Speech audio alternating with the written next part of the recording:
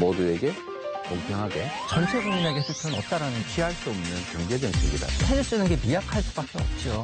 복지 효과도 별로 없고 경제 효과도 열등해요. 근데 그것을 마치 전혀 동의할 수 없습니다. 그러니까 이렇게 토론을 하다 보면 양념 가능합니다. 네, 거기까지 오시면 힘듭니다. 거기까지 끝내겠습니다.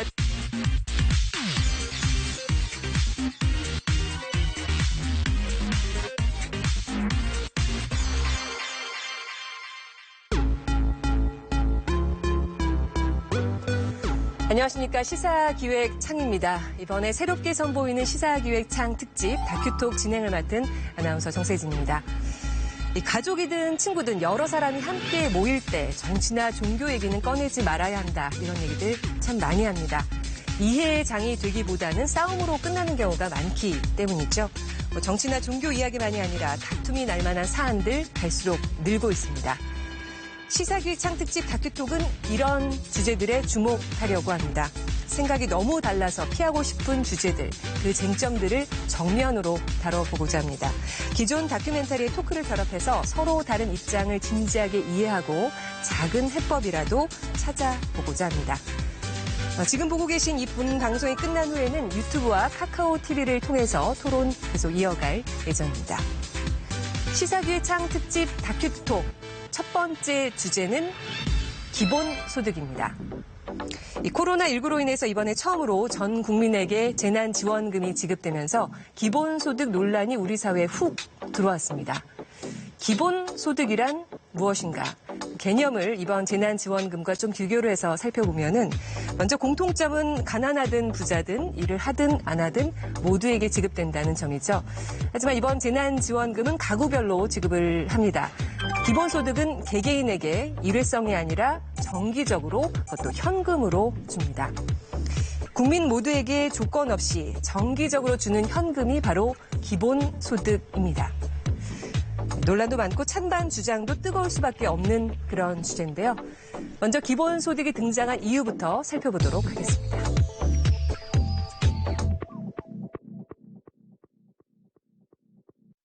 인공지능과 로봇의 시대, 우리 삶은 어떻게 달라질까요? 지난 1월 문을 연 서울 강남의 한 치킨집입니다. 주문이 들어오면 로봇이 작업을 시작합니다. 닭 토막을 반죽해 튀김가루까지 묻혀 건넵니다.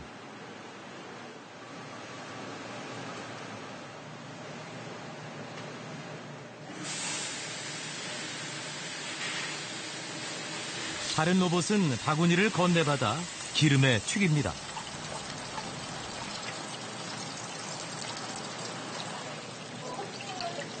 저희 170도거든요. 진짜 주문량이 많을 때는 가루들이 막 날려요. 그러면은 그것도 튀겨지잖아요, 가루들도. 그럼 막 폭탄처럼 막 튀거든요. 근데 이게 막 눈에 튈 때도 있고, 그리고 한동안은 막 저도 그 로봇을 쓰지 않을 때는 팔에 막 부드러기도 나고. 같은 양념과 조리법으로 종업원과 로봇이 각각 만든 치킨. 겉보기에도 전혀 차이가 없습니다. 과연 그 맛은 어떨까요?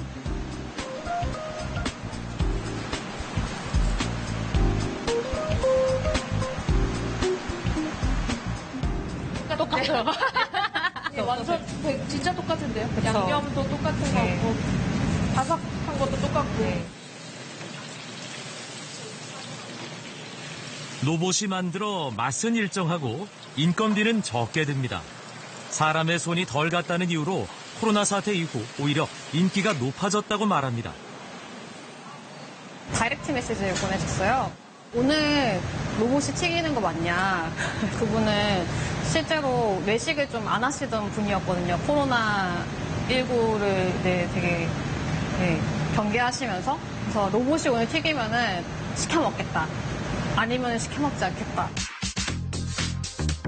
지난해 말 나온 정부 보고서. 앞으로 10년간 700만 개 일자리가 사라질 것으로 예측했습니다. 4차 산업혁명으로 노동자 3명 중 1명이 실직할 수 있다는 겁니다. 이제 점점 일해서 돈 벌기가 어려워진다는 건데 그 대안이 바로 기본소득입니다. 코로나19로 실업자가 늘고 비대면 사회가 본격화되면서 논의는 점점 뜨거워지고 있습니다. 인공지능과 자동화 때문에 미국에서 300만 개, 500만 개 일자리가 없어질 것이다. 이렇게 얘기했는데 지금 미국에서 2천만 개 일자리가 없어졌어요. 코로나19 사태 이후에. 너무 빨리 와버린 거죠. 그 디스토피아적인 상황이. 그래서 저는 뭐 어떤 면에서는 기본소득 논의에서는 반가운 일이지만 약간 어려운 상황이 너무 빨리 오고 있다. 이런 생각.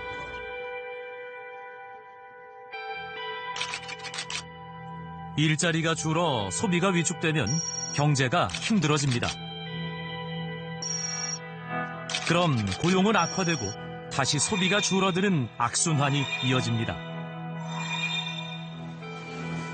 코로나19로 유례없는 경제 위기가 우려되는 상황. 사상 처음으로 정부가 국민 모두에게 현금을 지원하기로 했습니다.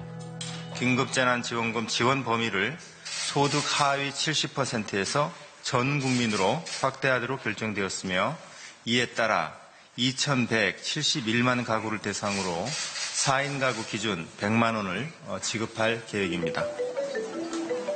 중앙정부보다 먼저 모든 도민에게 10만 원을 지급한 경기도. 수원에서 하는 직장인 유도경 씨는 주말을 맞아 어머니와 전통시장을 찾았습니다. 가게 입구마다 지원금 사용이 가능하다는 팻말을 걸어놨습니다. 파란색 선불카드로 계산을 합니다. 경기도가 지급한 돈을 일반 신용카드처럼 사용할 수 있습니다.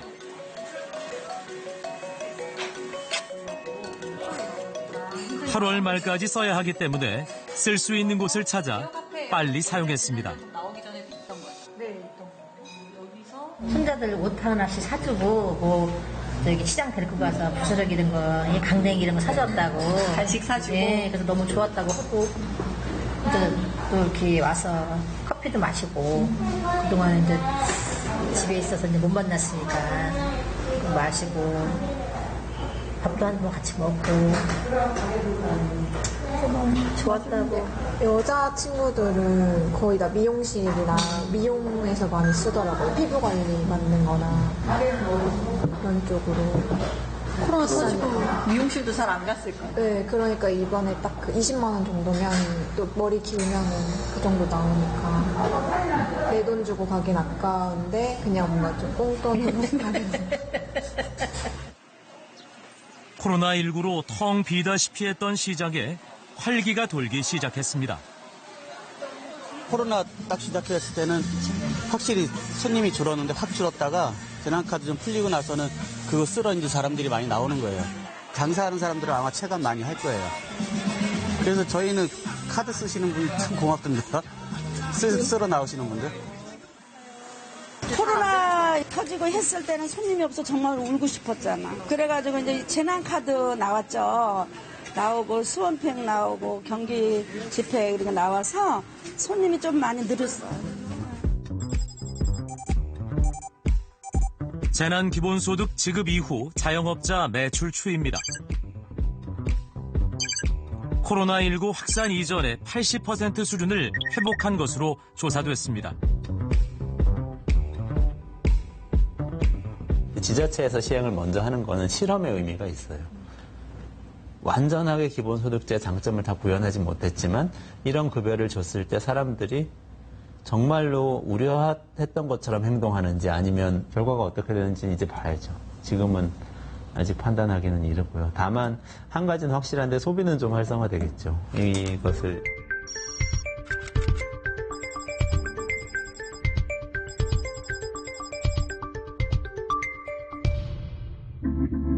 네, 기본소득 찬성 측 인사로 경기도 이재명 지사 초대했습니다. 어서 오십시오. 네, 반갑습니다. 네. 뒤에 아주 인상적인 포스터가 있습니다. 네. 경기도의 재난 기본소득을 알리는 포스터. 네. 잘 만든 것 같죠? 굉장히 확연하게 눈에 띄어서 네. 만든 이유를 좀 들어볼까요? 저는 이 재난 기본소득을 넘어서서 우리 기본소득이라고 하는 이 정책이 4차 산업혁명 시대에 피할 수 없는 경제정책이다 이렇게 생각합니다. 네, 직접 모델을 하셨으면 훨씬 더 그 기본소득을 네. 홍보하는데 효과적이지 않았을까라는 생각도 하게 되는데 어떠십니까? 저는 개인적으로 그러고 싶었죠. 그런데 이게 이제 광고에는 단체장이 출연이 금지가 돼 있고, 예. 저보다는 조혜정 씨 같이 이렇게 국민들에게 친숙하고, 이미지 좋은 분들이 하시는 게 정책에 대한 국민들의 수용도를 높이기 때문에 제가 양보했습니다. 어찌됐든 전 국민에게 이번에 정부에서 재난지원금을 지급합니다. 이재명 지사님도 받으실 건가요? 그런데 지금 정부의 지금 재난지원금이죠. 그건 기본소득은 아니고 차등도 있고 하니까요. 지원금은 가장에게, 즉 세대주에게 지급하게 돼 있는데 제가 세대주입니다. 제 이름으로 제 혼자서 다 위임도 아니죠. 제가 받아야 되는데 당장 저희 아들 둘하고 제 아내가 이 사용에 대해서 이견이 있어요. 정부에서는 어떤 이견일까요? 네 분의 다. 그러게요. 정부에서는 가급적이면 재원이 부족하니까 기부를 하면 좋겠다는 그런 의견을 내비치면서도 연봉이 높으시고 네. 집도 있으실 거고. 네. 강제할 수는 없지만 권장하는 추세여서 저도 정부 정책에 당연히 또 공조해야 되는 입장이라 제가 기부를 하고 싶은데 또는 안 받으면 정부 재원으로 기부로 간주하니까 안 받으면 되는데 당장 우리 가족 중에 일부가 아버지께 다 아버지께 아니지 않습니까? 자녀분이 왜 혼자 합니까? 이런 의견이 있어요. 네. 저도 용돈 없습니다. 그래서 제가 좀 고민이 있어요. 그래서 제가 기부를 하거나 아니면 전액 지급을 포기하면 제 개인 돈으로 물어줘야 되는 상황이 있어서 지금 내부 치열한 논쟁 중입니다. 그 경기도 재난기본소득이든 정부의 그 재난지원금이든 부자에게도 줘야 되냐. 네. 어떻게 생각하십니까? 그게 이제 반론의 핵심입니다. 첫째로는 우리가 보통 어떤 정책을 설계할 때 가난한 사람을 골라서 집중 지원하는 게 훨씬 더 유용하다라는 선입관이 있어요. 선입관이라고 생각합니다. 선입관입니다. 그거는 누군가가 재원을 딴 사람이 부담할 때 그런 똑같은 문제가 이유가 있어요. 그런데 우리 국민들에게 지원되는 지원금은 누가 만들어냅니까? 결국 고소득자, 고자산가들이 내는 세금이 주된 재원이에요. 근데 그 중에 일부를 골라서 없는 사람을 지원하게 되면 말은 좋은데 재원을 부담하는 사람하고 혜택을 보는 사람이 분리됩니다. 그러면 이 정책에 대한 반대가 심해지죠. 가난한 사람들한테 유리한 것 같지만 실제로는 그게 확장되기 어렵습니다. 즉 조세 저항, 정책 저항을 부르죠. 그런 측면이 하나가 있고 그래서 모두가 혜택 보는 방식으로 정책을 설계해야 그 정책을 위한 세금을 내는 사람들의 저항이 적어집니다. 그러한 정책을 시행하는 데 있어서 그 재원을 만드는 사람들은 빼자라고 하게 되면 이중의 차별을 받게 됩니다. 즉 부자가 죄는 아니죠. 부자들은 이미 재원을 마련한 단계에서 세금을 훨씬 많이 냈어요. 근데 그 혜택을 보는 데서도 또 빼면 이중차별일 수 있는 거예요. 경기도에서도 이렇게 10만 원 주기가 싹싹 끌어모아도 힘든 여건인데 네. 이번에 정부에서 재난지원금 전 국민에게 주는 게 14조 3천억 원이 네. 듭니다. 그리고 매달 이렇게 주면 170조 원이 필요하다고 하는데 네. 이 재원 마련, 항상 기본소득하면 재원 마련을 어떻게 할 것인가. 우리가 기본소득의 목표라고 한다면 충분히 많은 소득을 지급하는 게 좋겠죠. 근데 저는 이번에 재난기본소득처럼 저는 1년에 한 번 20만 원 전원에게 지급한다든지 또는 10만 원씩 1년에 한 2번 정도 지급한다든지 하고 그 다음에 사정을 봐서 1년에 4번 즉 40만 원 또 1년에 6번 2달에 한 번 이렇게 늘려가면 된다고 생각합니다. 처음에는 증세 필요 없이 현재 한 500조 원을 넘는 예산 중에서 국민 1인당 10만 원 지급하면 5조 원을 좀 넘는 수준 아니겠습니까? 그 정도는 사실 얼마든지 마련할 수 있죠. 현재 예산을 조정해서 만들 수 있습니다. 10조 원 뭐 15조 원 이런 정도도 계속 저는 기존 세원을 조정해서 만들 수 있다고 생각하고요. 페이스북에 부동산 불로소득의 일부인 15조 원가량을 국토보유세로 걷어도 가능한 일이다. 이런 글을 쓰셨습니다. 국토보유세에 대한 저항이 만만치 않을 것이다. 이렇게 반대 측에서는 주장을 합니다. 그래서 제가 이 국토보유세는 기본소득형 국토보유세라고 일부러 붙인 거예요. 국토보유세로 걷은 세금은 일반 예산으로 절대 쓰지 않고 전액을 국민 전원에게 공평하게 기본소득으로 지급한다. 아예 법으로 명시하는 거죠. 이렇게 하면 우리나라 국민들의 40%는 땅이 없습니다. 그래서 내지 않고 받게 되고요. 한 60% 정도는 땅을 가지고 있긴 합니다. 그런데 대부분 뭐 아파트 부지라든지 뭐 시골에 있는 뭐 조그마한 시골 토지라든지 이런 정도고, 그래서 그 60% 가까운 사람들의 90% 이상은 자기가 내는 것보다 받는 게 더 많게 돼요. 이건 반대로 얘기하면 부동산 보유의 불균형이 엄청나게 심하다는 얘기입니다. 즉 국민들이 부동산 절반은 아예 없음. 나머지는 소유를 하고 있는데 소유 비율을 보면 이렇게 가다가 마지막 단계에서 급증합니다. 즉 우리 사회에 1, 2% 사람들이 또는 기업들이 가지고 있거든요. 그런데 이 부동산 보유 세금이 우리가 선진국들 OECD 평균에 비해서 너무 낮습니다. 보통 한 4분의 1 정도에 불과해요. 0.17%. 근데 보통 선진국들 경우는 6, 7%, 1% 가까이 됩니다. 그래서 지금 현재 0.17%를 2배만 올리면 그래도 선진국 또는 OECD 평균의 절반밖에 안 돼요. 그러면 그게 한 17, 8조 원 정도 거치는데 기존에 이미 지방세로 걷고 있던 재산세는 떼주고, 왜냐하면 지방자치단체 먹고 살아야 되니까요. 나머지가 한 15조 원 정도 되기 때문에 1인당 연간 30만 원 정도씩을 기본소득 줄 수 있다는 겁니다.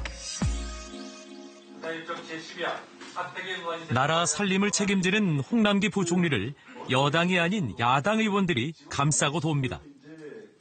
이번에 긴급재난지원금이 논의되는 과정에서 홍남기 부총리께서 해주신 발언은 그래도 저희가 믿을 곳이 있다 하는 그런 여지를 주셔서 감사하다는 말씀과 처음으로 제가 칭찬드린다는 말씀을 드리겠습니다. 언론에 홍남기의 난이라고 이렇게 칼럼이 난 걸 보고 제가 마음이 굉장히 아팠습니다. 이게 무슨 난입니까? 무슨 홍남기 부총리가 무슨 쿠데타를 했습니까? 역적모의를 했습니까? 재난지원금 지급 방식을 둘러싼 공방. 한쪽에선 해임 요구까지 나옵니다. 지금 전국민 재난지원금을 줘야 한다는 것이 문재인 정부의 확고한 경제 철학과 비전이라면은 홍 부총리를 해임시켜야 된다고 저는 생각을 합니다.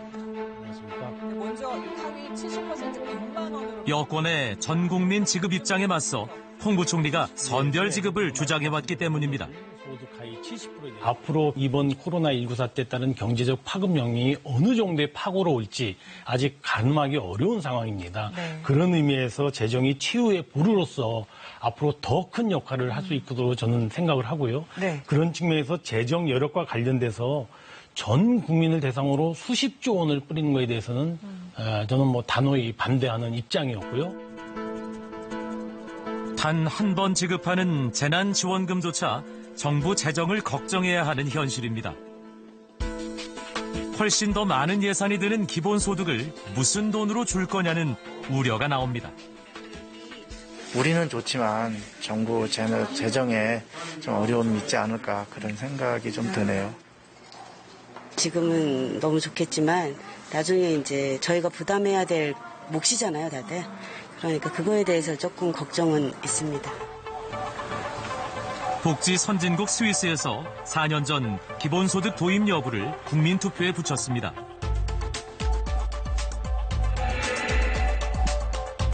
하지만 세금이 더 늘고 기존 복지제도가 축소될 거란 우려로 부결됐습니다. 초중고교의 개학은 2주 더 연기됐습니다. 방과 후 학교 교사들이 어려움을 호소하고 있습니다. 수업이 없으면 수입 자체가 없기 때문에 못 버틴다! 재난은 가장 취약한 이들에게 먼저 다가옵니다. 오카리나를 가르치는 방과후 강사 강현희 씨가 오랜만에 동료들과 만났습니다. 5차례의 개학 연기, 이들이 할 수 있는 건 기다림뿐이었습니다. 그냥 무한정 대기, 선생님 무한정 대기. 그러니까 무슨 결정을 내려줬으면 좋겠거든요. 지금 아무것도 안 하는 이때에 물류센터 알바라도 나갈 수 있는데 무한정 대기니까 그것도 못 하는 거예요. 그래서 언제까지 연기될? 교사와 달리 방과후 강사는 일이 없으면 수입도 없는 상황. 올해는 그 끝이 어딜지 막막하기만 합니다. 저도 이렇게 심각한 상황을 생각해 본 적이 한 번도 없었어요, 사실은. 완전히 이제 멘붕이라 아무 생각이 없는 거, 이제는 포기. 근데 어제인가 그런 광고를 봤어요.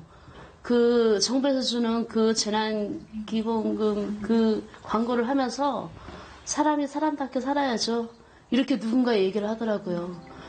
근데 그게 과연 사람이 사람답게 사는 그 소득 60만 원이 사람을 사람답게 할 수 있는가, 그 광고가 과연 맞는가 고민이 들더라고요. 강사 생활 20년째. 아이들을 가르치는 보람 하나로 버텨온 시간이었습니다. 하지만 재난 상황 앞에선 어떤 보호도 받지 못한다는 현실을 뼈저리게 느끼고 있습니다. 그러니까 전국민 고용보험 이 얘기 나왔을 때 저거 되면 정말 좋겠다. 뭔가 기댈 곳이 있겠구나, 나도. 그런 생각은 했었어요. 근데 이것도 어떻게 될지, 언제 시행될지 모른다, 막 이러니까 또 불안한 거예요. 그러니까 전국민 고용보험이라는 단어는 희망 고문인 거죠. 만약 강현희 씨가 고용보험에 가입돼 있었다면 8개월간 한 달에 180만 원을 받을 수 있습니다.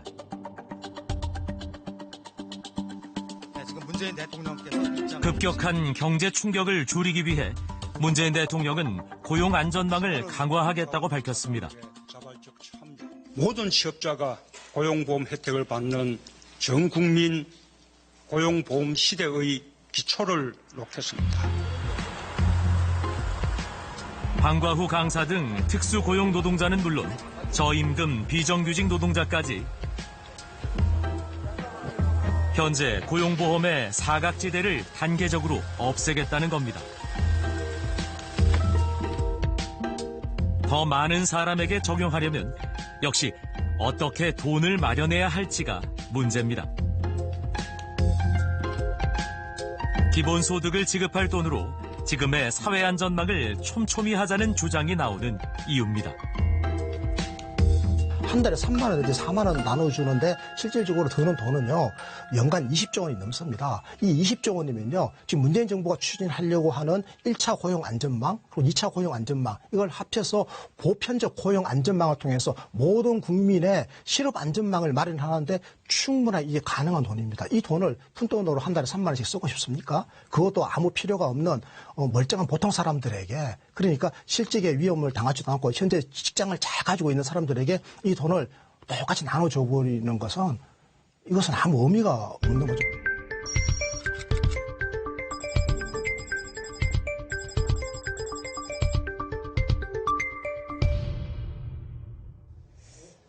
얼마 전에 문재인 대통령이 취임 3주년 기자회견을 열었죠. 여기서 전 국민 고용보험 이야기를 꺼냈고 그 기초를 다지겠다, 이렇게 말씀하셨습니다. 말씀하신 기조와 좀 달리 가는 거 아니냐, 이렇게 보는 시각이 있습니다. 기본소득보다는 복지 사각지대에 촘촘히 좀 살피겠다, 이런 취지라고 볼 수 있을 것 같은데요. 어떻게 생각하십니까? 저는 다양한 정책 중에 하나의 정책이 선택됐다고 해서 다른 정책 선택할 수 없는 관계는 아니라고 생각합니다. 양립 불가능한 게 아니고 다만 어디에 더 중점을 둘 것이냐의 선택의 문제죠. 전국민 고용보험 그 정책도 하고 기본소득도 부분적으로 하면 되는 거죠. 그러니까 한꺼번에 1인당 300만 원 매월 이런 상상하지 말고요. 지금 이번에도 월 10만 원 한 번 지급해 봤는데 엄청난 효과가 있었잖아요. 동시다발적으로 하시겠다는. 정책은 여러 것들을, 정책도 경쟁을 시켜야 됩니다. 이 중에서 진짜 효율적이고 만족도 높은 정책들이 더 확장되고 만족도가 떨어지는 비효율적인 정책은 축소되고 이런 정책 간 경쟁을 해주는 측면에서도 필요한 일입니다. 대개는 기본소득을 하면 기존 복지를 없앤다라는 상상을 해요. 그것도 아닌가요? 일종의 도구마예요. 서구 선진국들은 이미 복지 지출이 상당히 높기 때문에 이걸 대체해야 됩니다. 예를 들면 이미 조세 부담률이 뭐 45%, 국민 부담률이 이런 나라는 더 늘릴 수가 없어요. 거기는 기존의 촘촘한 복지 정책들을 재편해야 됩니다. 그러면 대체하게 되죠. 근데 우리나라는 기존의 복지 정책을 재편하지 않고 늘어가야 될 복지를 신규 복지 정책을 이런 방식으로 하면 되는 거죠. 예를 들면 우리나라의 국민 총생산 대비 사회복지 지출이 11% 정도에 불과해요. 근데 OECD 평균은 22%란 말이에요. 우리도 조세 부담률이 17%에 불과합니다. 그런데 이거를 평균, OECD 평균처럼 한 24, 5% 정도로 늘려야 되거든요. 문제는 조세 저항 때문에 못하고 있는 건데 이걸 어차피 늘릴 때 이거를 기본소득으로 충당하게 되면 기존 복지제도를 건들지 않고 할 수 있어요. 그래서 다른 나라는 하지 못했는데 왜 우리나라가 시도하냐. 다른 나라에서 못한 걸 왜 우리가 하려고 그러냐. 이 말이 있잖아요. 뒤에 세계 지도가 보이는데요. 기본소득에 대해서 실험을 한 나라 또는 논의를 하고 있는 나라들을 저희가 세계 지도로 한번 살펴봤습니다. 우리나라도 들어가 있고요. 영국, 예. 생각보다 많습니다. 하지만 실제 도입한 나라 전체가 도입한 경우는 아직 없지 않습니까? 네. 그렇게 좋은 거라면 먼저 하지 않겠느냐. 저는 우리나라가 언제나 다른 나라가 했던 길만 가야 되느냐. 좀 아니라고 생각합니다. 오히려 이번에 방역에 있어서 의료 선진국이라고 불리는 나라들보다 우리가 훨씬 더 방역 잘하고 세계 모범 국가로 지금 탄생하고 있지 않습니까? 자신감을 가져야죠. 말씀드렸던 것처럼 우리는 복지 지출이 매우 낮은 나라고 복지 지출 확장의 필요가 매우 높고 복지 지출의 확장 또는 기본소득의 지급이 경제 활성화에 도움이 된다는 확실한 모델 국가가 될 가능성을 갖고 있다는 겁니다. 오히려 복지 지출이 많은 나라보다는 복지 지출을 늘려갈 여력도 있고 늘려가야 되는 나라이기 때문에 훨씬 그 길을 가기 쉬운 거죠. 남들이 가지 않은 길이라고 해서 두려워할 필요는 없고요. 확실한 증명이 있으면 새로운 길로 빠르고 쉽고 더 경제적인 길로 가야 됩니다. 마지막 질문은 역시 이제 가장 저항하는 부분이 기본소득을 반대하는 측의 입장에서 가장 반대하는 부분은 저소득층이 불리해지는 방향이 아니냐 이 부분입니다. 그렇습니다. 그분들이 불리하지 않게 만들 자신이 있으신 건가요? 기본소득 제도를 도입해서? 저는 우리 사회가 기존의 복지 제도를 대체해서 뭔가 새로운 정책을 만들어야 될 만큼 복지가 충분치 않다고 보기 때문에 기존의 복지 정책은 그대로 유지하고 그리고 기존 방식의 복지 정책들도 계속 확충해 나가면서 새로운 경제 정책으로서 기본소득을 받아들여야 된다라고 말씀드리는 거예요. 충분히 그렇게 할 우리가 역량이 된다라는 겁니다.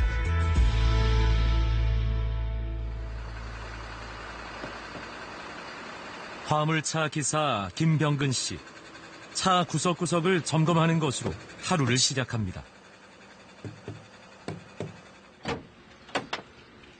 코로나19의 충격은 화물차 업계도 예외가 아니었습니다. 오가는 화물량이 줄어 일거리가 사라진 겁니다. 10년째 화물차를 몰았지만 요즘처럼 힘든 때가 없었다고 합니다. 화물차 같은 경우는 그냥 이게 뭐 좀 고정적으로 들어가는 비용들이 좀 많아요. 코로나로 인해서 매출이 뭐 한 30-40%만 감소를 했다고 그래도 그 고정 비용이 차지하는 비중이 꽤 크기 때문에 그 타격이 상당히 크다고 할 수가 있죠, 실제로는. 회사에 속해 월급을 받는 운전자는 점차 줄어들고 있습니다. 화물차를 사서 개인 사업자가 된 김 씨는 더 큰 충격을 받을 수밖에 없습니다. 수고하셨습니다. 이제 벌써 10시 40분이니까 또 일을 잡아야죠, 이제. 오늘 많이 늦었습니다. 고정된 노선도 없고 일하는 시간도 불규칙합니다. 매일 스마트폰 어플을 이용해 잡는 일거리에 따라 생활이 좌우되는 겁니다. 보통 이런 식으로 해서 이제 설정을 하는 거거든요.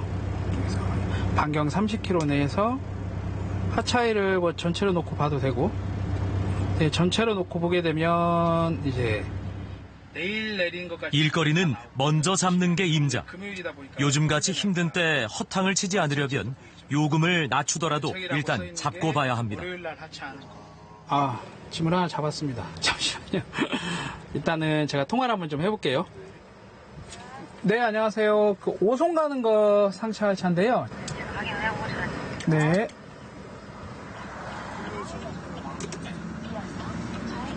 월급 기사 같은 경우는 일반 직장인들 생활하는 거랑 똑같다고 보시면 되죠. 정해진 출퇴근 시간이 있고, 그리고 정해진 출퇴근 시간과 정해진 업무량이 있는 것처럼 정해진 급여가 있는 거고, 지금은 이제 저는 개인 사업자로 되어 있기 때문에 일이 없으면 그에 상응하는 수입이 없어지는 것도 제가 다 책임을 져야 되는 거죠. 그러니까 무한 책임이 된다고 볼 수가 있죠. 김병근 씨처럼 고용관계가 불명확한 일을 하는 사람들이 늘고 있습니다. 과거 일감을 주는 중개업체의 자리를 IT 기술이 대신합니다. 이른바 플랫폼 노동이라는 형태입니다. 잡았습니다. 거리가 조금 있긴 한데요. 허리야. 이동하도록 하겠습니다.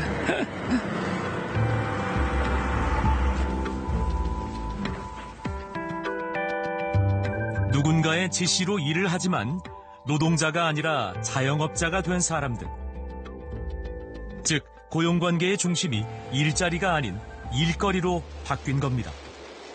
고용주가 누구인지 모호해진다는 것. 한 사람의 그 플랫폼 노동자가 프리랜서 형태로 일을 하고 있을 때 다양한 플랫폼을 활용하고 있다면 누가 나의 고용주인지, 누가 나의 제가 임금을 제대로 지불받지 못했을 때 이 책임을 누가 같이 지어줄 것인지에 대해서 점점 모호해지고 있다는 거죠. 지금의 복지제도는 전통적인 고용관계를 중심으로 작동되고 있습니다. 명확한 고용관계가 점점 흐릿해진다면 복지제도도 이에 맞춰 바뀌어야 한다는 주장이 나옵니다. 나도 저소득층이 된다. 노인이 되면 다 되잖아요. 그리고 지금 회사에서 해고될 수도 있죠. 지금 같은 경제 상황에서 갑자기 사업상의 문제가 생겨서 해고되면 나도 소득이 없을 수 있다. 이렇게 생각하고 거기에 맞는 제도를 설계하는 것 또 하나의 방법이에요. 이게 사회적으로 해결하는 거죠. 개인적으로 해결하지 않고. 그 방법으로 이제 기본소득제 말씀드리는 거예요. 가난을 증명해야 하는 복지제도는 더 큰 문제를 불러오기도 합니다. 지난 2014년 벌어진 송파 세모녀 사건은 복지 사각지대의 문제를 그대로 드러낸 비극이었습니다.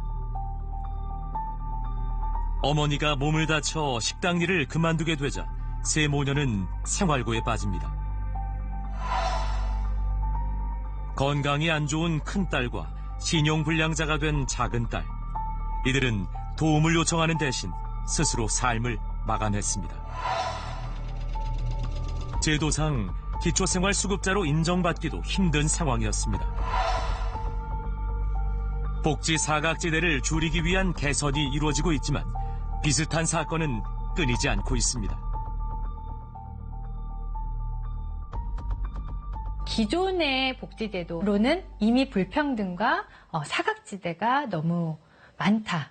사각 불평등은 확대되고 사각지대는 계속해서 보여진다. 자본주의의 모습이 질적으로 변하고 있고 노동의 모습이 질적으로 변하고 있을 때는 기존의 제도를 조금씩 미시적으로 개선해 나가는 것보다 훨씬 더 새로운 철학을 담은 새로운 제도를 우리가 적극적으로 생각해 볼 필요가 있다고.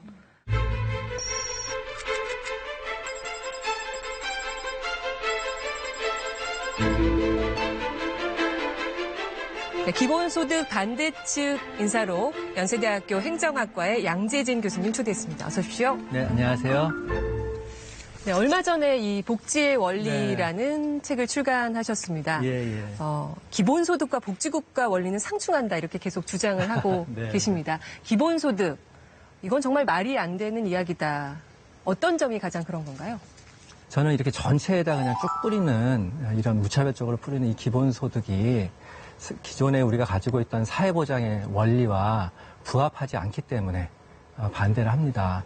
왜냐하면 사회보장의 원리에 의해서 우리가 할 때는 뭐 실직자라든지 뭐 육아휴직자라든지 아니면 저소득자라든지 이렇게 필요한 사람에게 타겟팅을 해서 급여가 나가게 됩니다. 우리가 이제 자동차 보험료를 내지만 자동차 사고가 났을 때 어때 또 자동차가 혹시 또 도난당했을 때 그런 위험이 있을 때 거기에 대해서 충분하게 보상을 받는 거 아닙니까?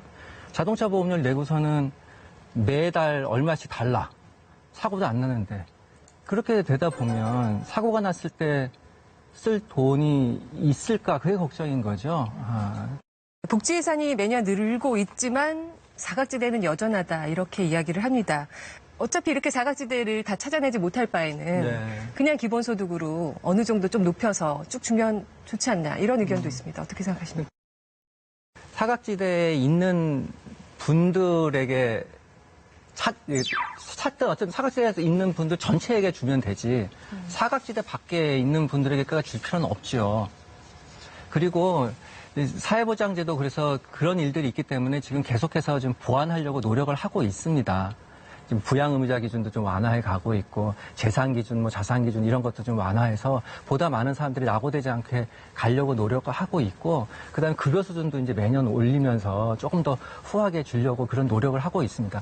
여기에 이제 돈을 쓰면은 될 거라고 생각하는데 이분들 때문에 저나 뭐 정 아나운서까지 다 받아야 된다라는 것은 그건 좀 납득하기가 어렵습니다.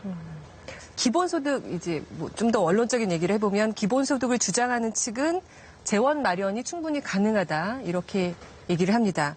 다양한 시나리오들을 이야기를 하는데요. 먼저 이재명 지사도 주장하는 부분이지만 국토보유세를 통해서 충분히 재원을 확보할 수 있다 이렇게 이야기합니다.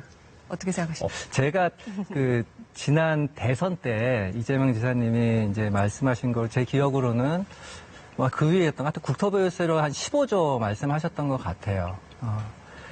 지금 종부세만 해도 3조, 이번에 그렇게 이제, 그러면 이제 저항이나 난리 속에서도 3조를 걷는데 15조를 추가로 마련한다라는 게 부동산세에서 마련한다는 게 현실적으로 쉽지는 않을 것 같습니다. 또 하나 이제 기본소득을 찬성하는 측의 재원 마련 시나리오 중에 세금 안 걷어도 내년부터 한 달에 30만 원씩 줄 수 있다 이렇게 주장하는 측이 있습니다. 내용을 살펴보니까 연말정산 각종 소득공제 없애면 또 기초연금이나 아동수당 좀 겹치는 복지 정책들을 없애면 충분히 가능할 수 있다 이렇게 이야기합니다. 어떻게 생각하십니까? 저도 그 보고서 읽어봤습니다. 이제 모든 국민에게 매달 30만 원씩 주는데 필요한 재원이 187조 원이다.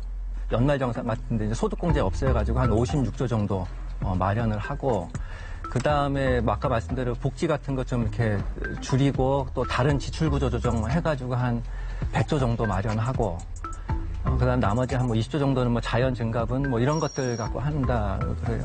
그다음에 이제 그 세부 내역으로 들어가서 아까 56조를 세금 감면을 없애가지고 마련하겠다고 하는데 56조가 어쨌든 그렇게 해서 세금이 감면했던 게 없어져가지고 소득세를 더 내게 되면 사실은 증세지요. 그게 증세 없이 50조 마련하는 게 아니죠. 그러니까 뭐 돈이 있든 없든 간에 소비를 끌어올리기 위해서는 그냥 모든 국민에게 주는 게 더 합당하지 않냐 이렇게 설득하는 분들도 계십니다. 네. 맞습니다. 이런 경제 위기 때는 헬리콥터 머니라는 것까지 동원해서 그냥 헬리콥터에서 막 뿌리듯이 해야 될 수도 있습니다. 그리고 이제 그런 게 필요하죠. 근데 이제 좋은 정부 정책이라면 헬리콥터에서 돈을 막 이렇게 뿌리더라도 그것이 요소에 필요한 곳에 딱딱딱딱 꽂히게 하는 게 가장 좋습니다. 근데 이제 뭐 예를 들어서 사회자님이나 저 같은 사람한테도 이제 이번에 돈이 온다는 거 아닙니까? 저는 이제 그 아동한테 주는 그 지원금을 받았거든요. 열심히 쓰게 되던데요. 네, 그러니까 쓰게 되는데 쓰게 되고 재난지원금도 받으면 쓸 겁니다. 네. 그런데 보통엔 이렇게 되죠. 아무래도 어차피 내가 내 카드로 쓸 돈을 재난지원금 카드로 긁는 그런 대체 효과가 클 거라는 거예요. 내 돈을 아끼고. 어차피 나는 이제 필요하면 좀 써왔던 사람인데 내 돈으로 썼는데 재난지원금 카드가 왔네. 그럼 그거로 그냥 대체 효과가 생기는 거죠. 근데 저소득자나 당장 돈이 없는 사람들은 대체 효과가 아니라 추가 지출이 바로 발생하니까 그래서 이제 이거 총합으로 보면 전체로 뿌리는 것보다 요소요소에 이렇게 돈이 들어가게 하는 게 소비 지출 효과가 전체로 봤을 때 더 크다라는 겁니다. 네.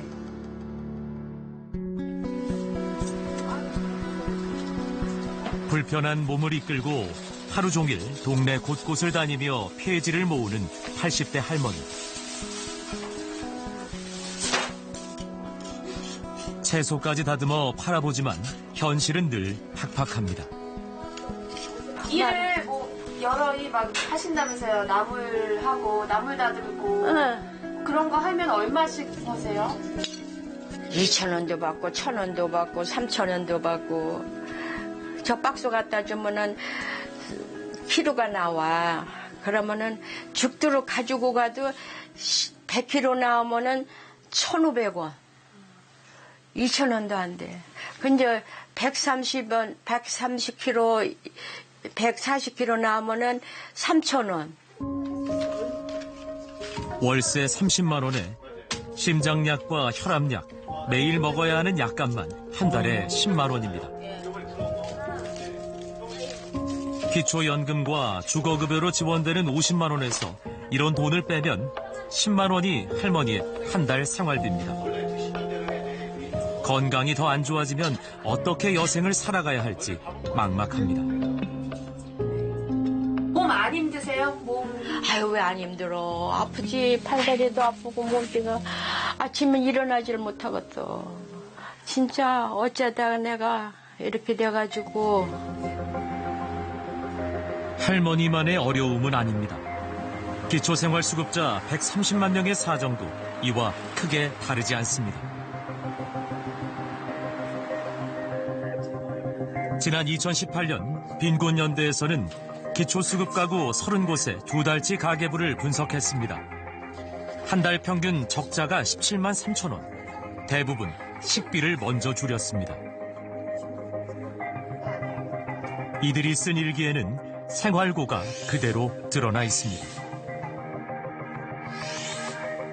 모두에게 기본소득이 지급되면 빈곤층에 대한 지원은 상대적으로 더 줄 수 있다는 우려가 나옵니다.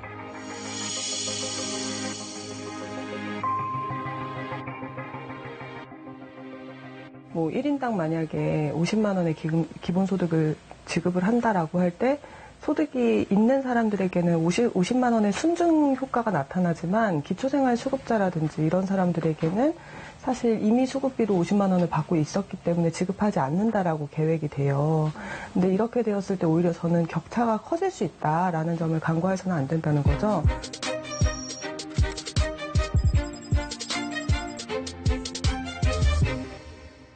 취재진들이 만난 사람들 중에 80대 할머니인데요. 거의 뭐 병원비, 생활비 50만 원이면 모자르는 지경인데 그러면 뭐 80대 이상, 뭐 65세 이상 전 연령에게 주는 건 어떻습니까?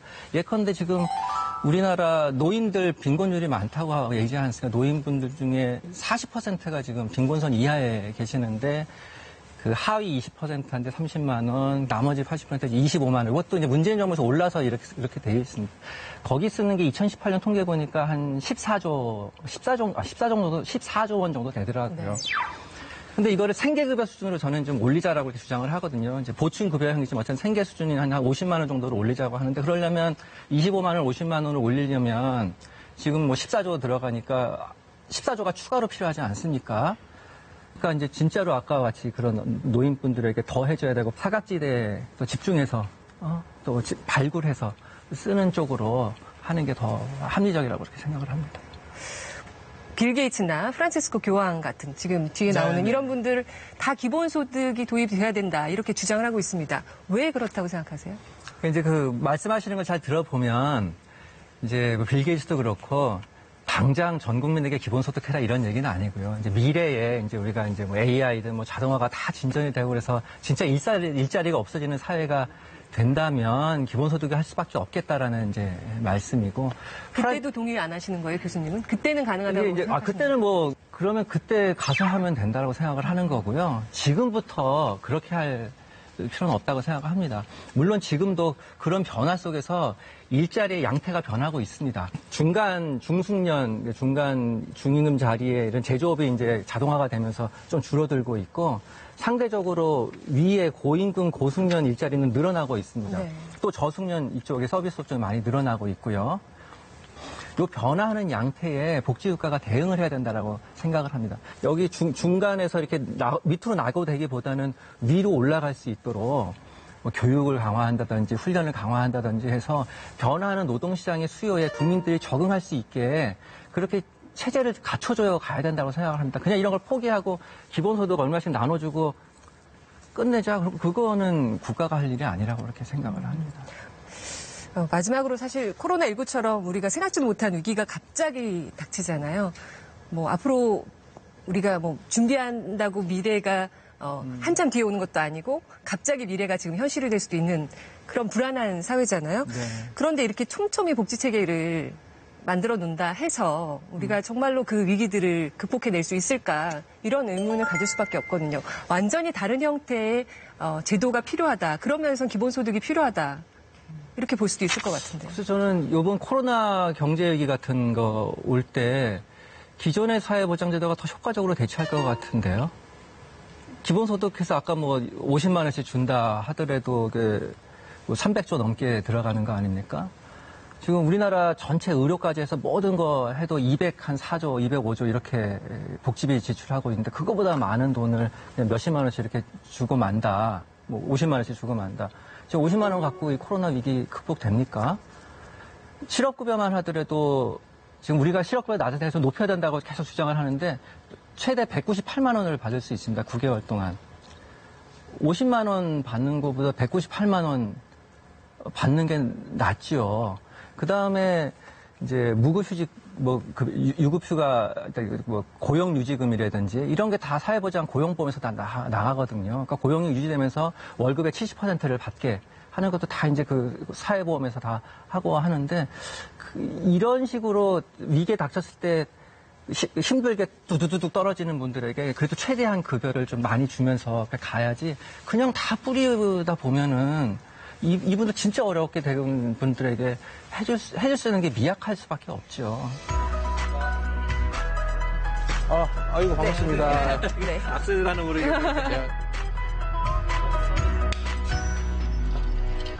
네, 기본소득과 관련해서 찬성 입장이 이재명 지사 그리고 반대 입장을 갖고 계신 양재진 교수님 함께 이야기 나눠봤습니다. 두 분을 이 자리에 같이 모셨는데요.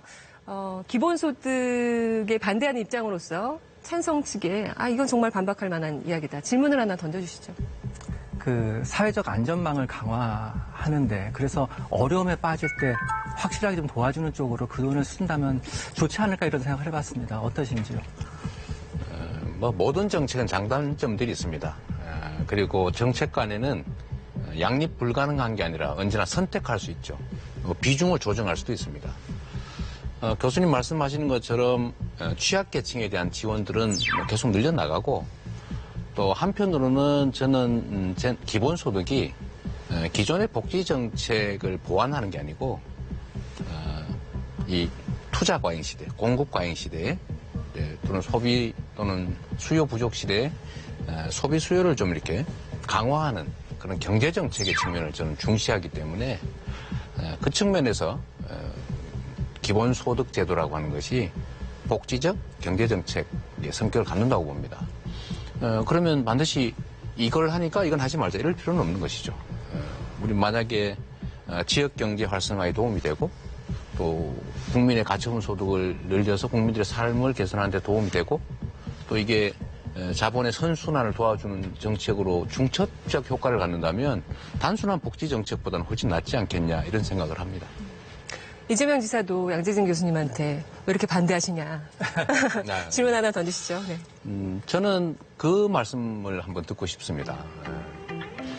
이거 왜 복지 정책으로만 기본소득을 접근하는가? 경제 정책으로서 우리 자본주의 체제를 유지시키고 지속적 경제 성장이 가능하도록 공급과 수요가 원활하게 균형을 맞추도록 하는 정책으로서의 기본소득 정책. 왜 이 측면들은 생각하지 않으시는지 한번 여쭙고 싶습니다. 기존의 복지국가의 사회보장이 경제를 생각하지 않는다? 그것도 오해이십니다. 사실은 경제와 선순환 구조를 그리게끔 만들어져 있습니다. 그렇기 때문에 그 케인지아니즘 원리에 따라서 진짜 돈이 없거나 뭐 실직을 당해서 이제 소득이 떨어지는 사람들 그런 분들한테 돈이 충분히 들어가서 유효수를 높이게 하는 거 똑같은 원리입니다. 오히려 이쪽이 더 그 효과가 크지요. 그 다음에 국민들 훈련도 시켜주고 교육도 하고 이렇게 해서 점차 그 직업 능력을 갖고 노동시장에서 더 부가가치 높은 일을 할 수 있도록 그렇게 해줍니다. 그런 식으로 해서 경제와 복지가 이제 선순환되게 만들어져 있는 것이기 때문에 복지는 뭐 그냥 그냥 아무것도 아니다. 그렇게 생각하시면 안 된다고 생각합니다. 또 질문을 하고 싶으실 것 같은데요. 저희가 유튜브 방송도 준비를 했습니다. 유튜브와 카카오 TV를 통해서 이 본방송이 끝난 뒤에는 두 분, 또 그리고 랩 2050의 이원재 대표님, 복지국가 소사이어티의 이상희 대표님 함께 모셔서 네 분과 함께 다시 기본소득 찬반 논란에 대해서 이야기를 들어보는 시간 가져보도록 하겠습니다. 시사기획창 특집 다큐톡 여러분 기본소득 논란 어떻게 보셨는지 모르겠습니다. 처음으로 선보였는데 찬반이 뜨겁게 부딪히긴 했지만 그래도 양극화, 소득 불평등 문제가 심각하고 해결해야 될 과제가 또 시급하다는 점에서는 공감대가 분명히 있었던 것으로 생각이 됩니다. 자, 유튜브와 카카오 TV로 계속되는 시사기획창 특집 다큐톡도 계속해서 시청해 주시기 바랍니다. 여기서 인사드리겠습니다. 고맙습니다. 네.